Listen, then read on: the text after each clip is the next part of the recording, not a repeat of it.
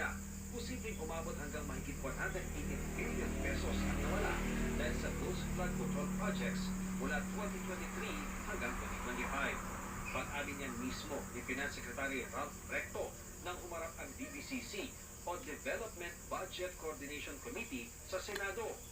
Hiwalay pa dyan ang posibleng epekto ng mga nabistong umano'y katiwalian sa partnership ng Pilipinas sa ibang bansa tulad ng South Korea. Sa Facebook post ni South Korean President Lee Jae-myung, sinabi nitong may pinatigil siyang transaksyon na natukoy umanong panloloko. Mabuti na lang anya at hindi pa nakumpleto ang transaksyon. Kaya napigilan anya ang pagkasayang ng kanilang buwis na maaaring napunta lang sa katiwalian.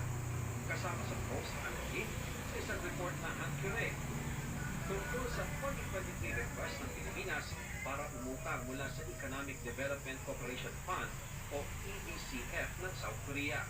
Ayon sa artikulo, katumbas ng 28 billion pesos ang halaga ng inuutang para sa konstruksyon ng mahigit 300 modular na tulay sa Pilipinas. Kinumpirma ng Department of Finance na unay kinonsidera nilang pondohan ang proyekto sa pamamagitan ng South Korea.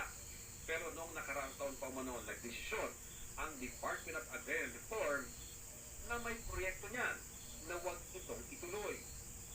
Kasalukuyan na nila itong ipinapanukalang mapondohan sa pamamagitan ng France at hindi na South Korea. 2024 pa umanong naghahanap ng ibang partner ng Pilipinas para sa proyekto.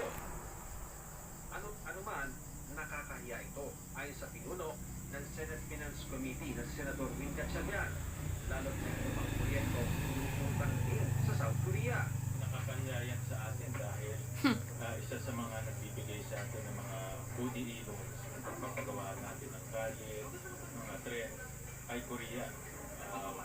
But since sabi nila na ayaw na nila magpahiram or suspended muna yung pahiram dahil sa corruption, nakakahiya yan. Kailangan anyang imbestigahan ng mga flood control projects para maibalik ang kumpiyansa sa Pilipinas. Ma-restore natin tiwala ng ibang bansa.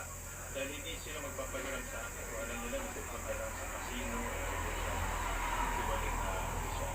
Kumpiyansa ang palasyo ng matatag ang Pilipinas kahit pa nakaladkad na sa skandalo ang mga contractors, mga taga-DPWH at mga mambabatas. Very, very stable. Because alam mo yan, internal dynamics lang yan. Normal sa atin yan. There were eras or periods in our history that there were more deaths than